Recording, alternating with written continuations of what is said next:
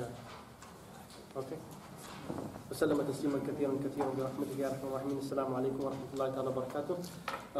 Apologies for last week. I'm not in control of the what you call it, Malakal Modes department, so he decided to give me a late night, burial here.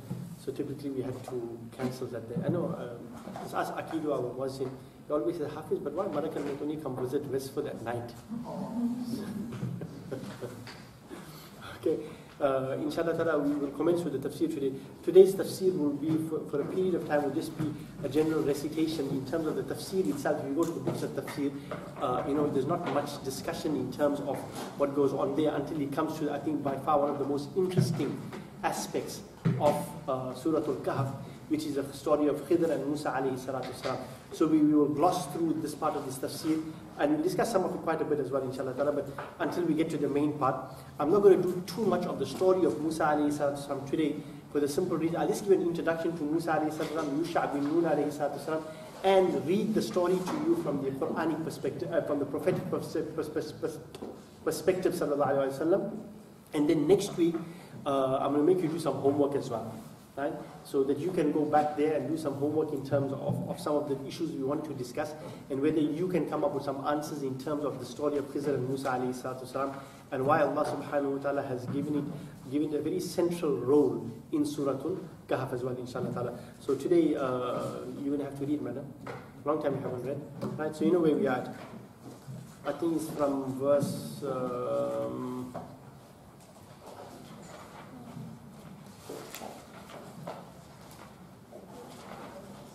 it's about verse 50, from verse 50.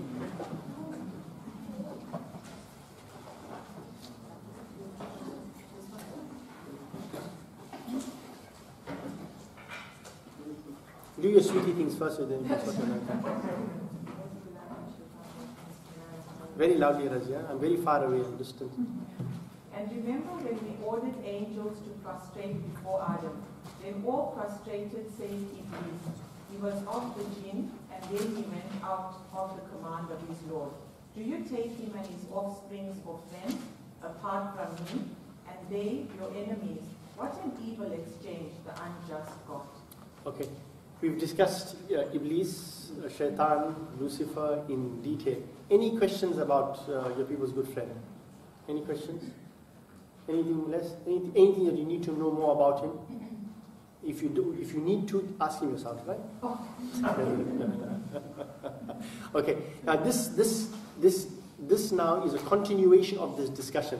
Remember one thing: Allah Subhanahu wa Taala has even told us not only do some people amongst creation make and turn shayateen into their friends and make them their friends, they themselves become shayateen, right? And moreover, so you have those who take shayateen.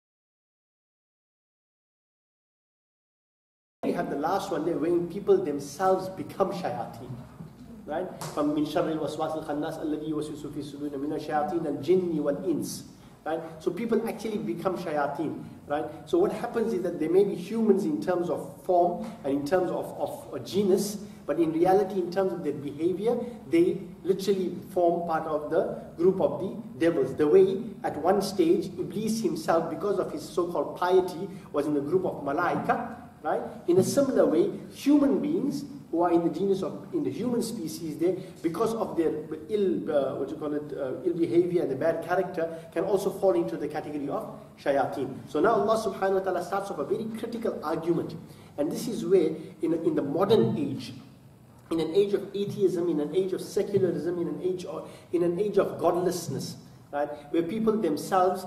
Liberalism, one of the days remind me, it's a lamba choda discussion, but I'm going to discuss what liberalism is all about. Because we live in a liberal society. What does liberal society mean? What does America stand for? The American Constitution, they talk about, let's make America whole again or something.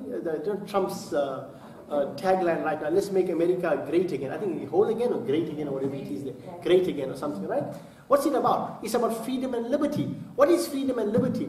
Basically, they are asking the government to do less, right? And give them freedom to do whatever they want to do more. So it's actually, you know, the diametrically opposed to what the concept of governance is, accountability and so on there. Because the whole process, the whole idea behind this is that you must be free to do what you want to do in terms of capitalism, the free markets. In terms of freedom of thought, in terms of morality and ethics, you will decide what is permissible and what is not permissible. Yesterday someone was showing me, or someone was telling me yesterday that it was such a joke. In New York, it's a law that, what was it? Yeah, a woman can stand topless in New York State somewhere, right? What else? What is it? Yeah, she can, but it's impermissible for men to do so. In New York, it's a law. Women can go out topless, right? But men in central New York mustn't go out topless, they must keep themselves covered. Who said that?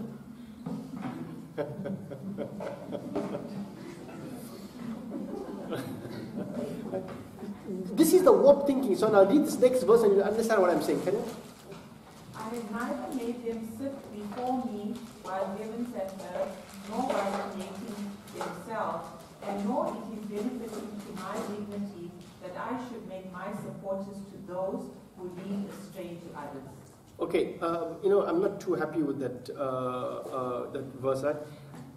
I did not make them witnesses, right, of the creation of the heavens and the earth, nor of their own creation. ما أشهدتهم خلق السماوات والأرض ولا خلق أنفسهم. Allah subhanahu wa ta'ala is bringing out a very pertinent point.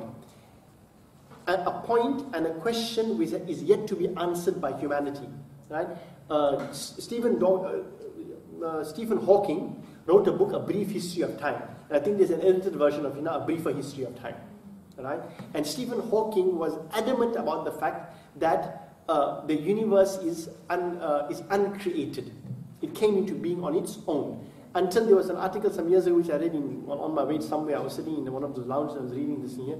On Richard Hawking's birthday, the group of, you know, your renowned physicists went there to wish him a happy birthday and tell him, you know what, the reality is the way you were born, the earth also came into being. And they've pegged the date of the creation in terms of years at 13.8, 13.7, 13.8 billion years ago. Okay?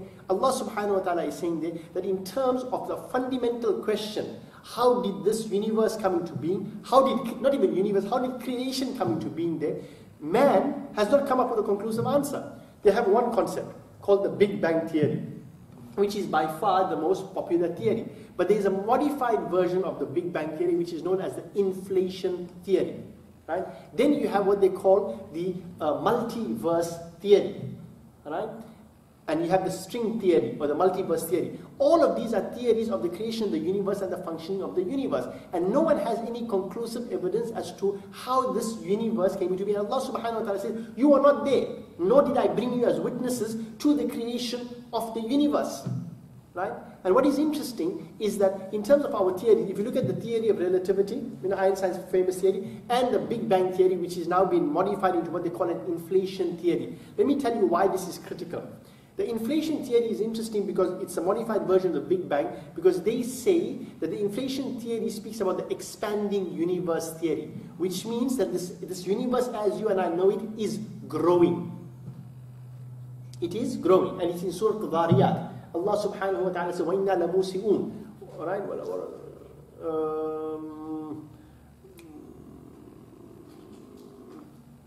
وَإِنَّا لَمُوسِئُونَ وَالْأَرْضَ فَرَشْنَا فَنِعَمَ مَا the one, what you call it? وَالسَّمَاءَ بَنَيْنَاهَا بِأَيْدٍ وَإِنَّا لَمُوسِئُونَ. Allah subhanahu wa ta'ala said that we have constructed the heavens with might and we made it solid. وَإِنَّا لَمُوسِئُونَ, and we are expanding it.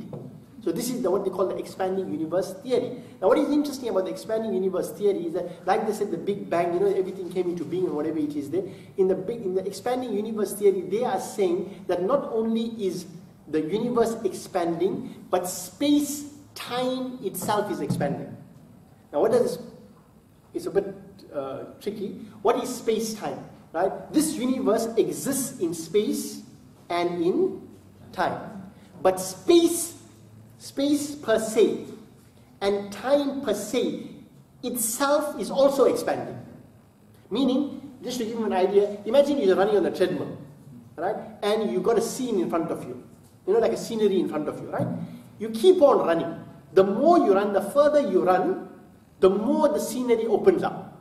It's unending. So if you were to go to the edge of the universe, you would still continue moving because the universe is expanding.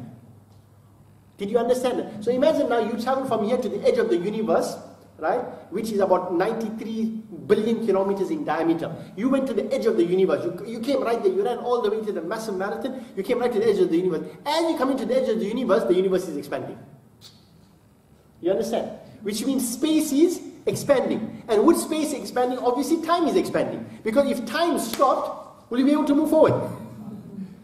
You understand? Now the interesting part is that if you went to the edge of the universe, 46 billion kilometers in radius and 93 billion kilometers in diameter, if you went to the edge of the universe where space-time, you understand the two together, right? Space-time is expanding as well and growing as well. Space-time is expanding at 6 times the speed of light. That's the interesting part. Anything that is in space and time, the universe is in space and time. There's the universe here. Anything inside the universe, in space and time, expands and can't move faster than the speed of light. Can't. But if you go to the edge of the universe, which is no more in space and in time, it's at the edge of the universe, space-time itself is expanding. And at what speed? 6 times the speed of light. So Allah subhanahu wa ta'ala is saying that you were not there to witness the creation. Wait, that's one theory. Let me give you a second theory. The multiverse theory. Right? The multiverse theory postulates that with one big bang that you and I are aware of, what we call the Big Bang theory, which we know where it was, the universe was like a dot, so to speak, and it blew up there. This was one of many big bangs. Did you understand? It was one of many big bangs. So at one time there, when the Big Bang took place, there were other big bangs with it, right? Which created what they call the multiverse theory. Now what is the multiverse theory? The multiverse theory, right, says that there are more universes than the universe that you and I inhabit. Wait, there's a hadith of Ibn Abbas radiallahu ta'ala, which inshallah ta'ala I will discuss. It's in Bayhaqi, and there's been a lengthy discussion about the strength of the hadith and the authenticity of the hadith and so on there. When Ibn Abbas radiallahu ta'ala also, so to speak, to a certain degree, confirmed the concept, not the reality, the concept and the theory of the multiverse theory. He says, Allah alladhi khalaqa sab'a samawati wa min al-ardi mithlahun. Allah subhanahu wa ta'ala has created the 7 strata of the heavens, wa min al-ardi mithlahun, and the earth similarly. You know what he says? He says there are 7 universes, so to speak, or 7 stratas of creation, and in each one there is a Nuh, in each one there is an Adam, and in each one there is a mini me.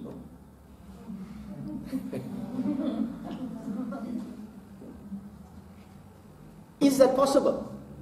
Are we talking about a parallel universe, a possible different you in a different universe?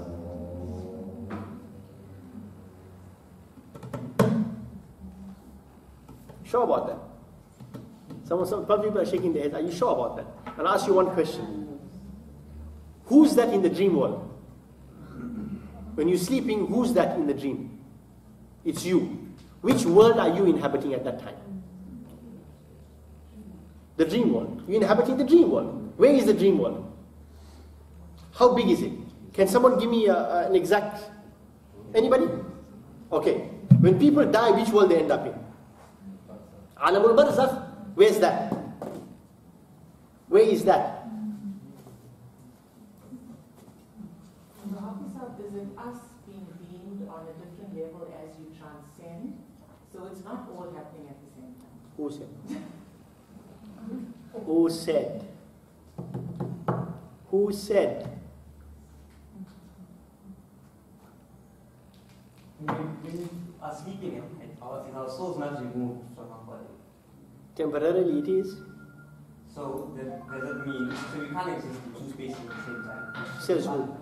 Because quantum physics says that you can exist at 300 places at one given time. Quantum physics tells you that. No, that's the doctor's call. You've got to allow that. Do you know that quantum physics says at one given time, one human being, they use, did I ever show you, I don't think Malala showed you on that video, huh? Down the rabbit hole. Malala showed it to you guys, isn't it? Really? No, I gave it as a bayan once at our urus, right? And we had these big screens and everything. I had this Allah bless him, AB Musa brought it down to me from London, right? And we had discussed it, and they tell you in the quantum physics, in the quantum world, right? They give you the example of the bouncing basketball. They say, who told you that this basketball is bouncing here? Right? There are 300 possible places where the basketball is bouncing at one given time. And from a quantum level now, right? What makes you, on a subatomic level, right? Something is either a particle or a wave. It only becomes a wave when it is observed. Otherwise, it remains a particle. So, ma ashhadtuhum. What did Allah say? You are not witnesses. So when you witness an atom, it becomes a wave, and when it is not observed, it remains a particle. So what is Allah subhanahu wa ta'ala? Allah is guiding you towards quantum, the basic, the fundamentals of quantum physics. So if you use the quantum physics perspective, this room as you and I are in right now only exists because there is someone to observe it.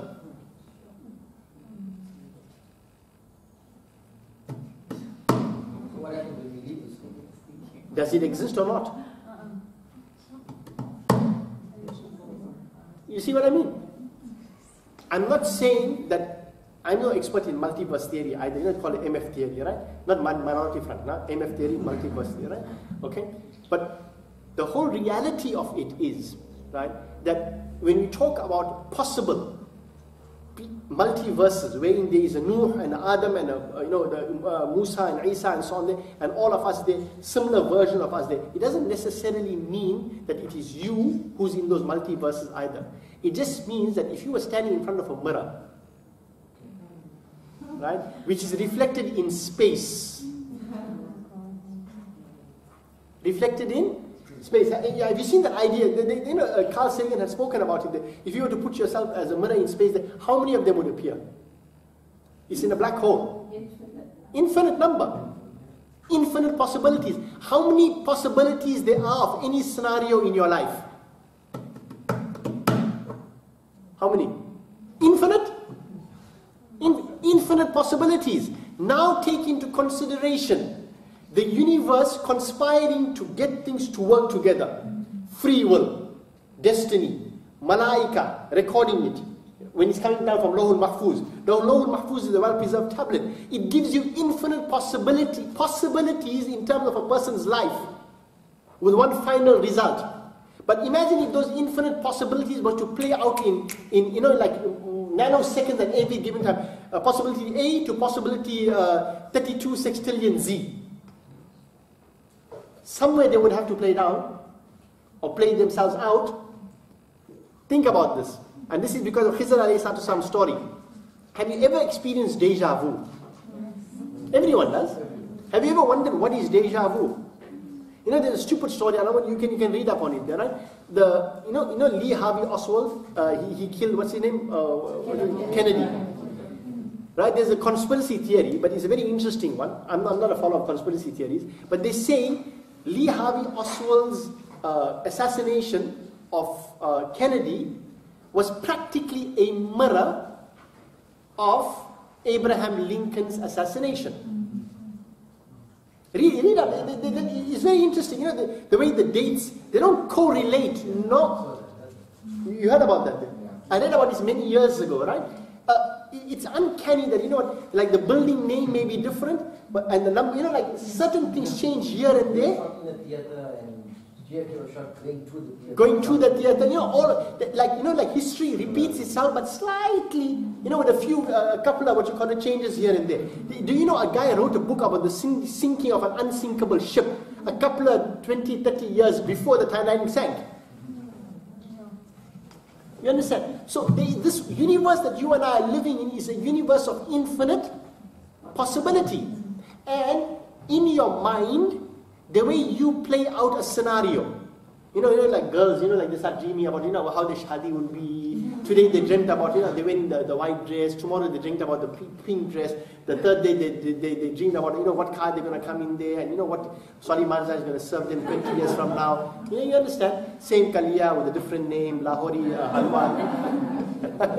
Allah bless him, right? Don't you play different scenarios all the time? Now imagine if those different scenarios were crystallized and existed in one form or the other. Remember, there is not a single, energy is never lost, am I right? It just transferred from one form to a. So who says your thoughts are lost? What if they just traveled into space? And what if they created their own universe? You yourself are a universe, you know that. If you had to collect all the thoughts that you've had since the time you started thinking till the time you die, how many would that be? Do you know how many thoughts you have in a day? Take a wild guess. I told you this before. Come on, you should remember these things. Between 70 to 80,000 thoughts a day. And about 60% of them are repeats from the day before. That's how stagnant we are in terms of thinking. You understand? But 80,000 thoughts a day, times 365? Gee whiz. Would you not be able to create your own world around yourself? Now wouldn't that be interesting if all those thoughts, last year I remember in Mi'raj we spoke about where Allah doesn't hold you account for all the thoughts that you have and all the waswasat that you have there. Imagine if all that is recorded. You need a lot of recording space for that, Baba. You understand? So Allah, again, coming back before we go to Lamba Chora Shori, it's spooky stuff at a distance, like Einstein said. But this is exactly what Surah Al Kahf is all about. So Allah subhanahu wa ta'ala said, they were not there to witness at the subatomic level, at the submolecular level, the creation of the heavens and the earth. And everything is about the subatomic world right now. Right? The whole verse of Allah, Nuru Samawati wal Ardi, is about the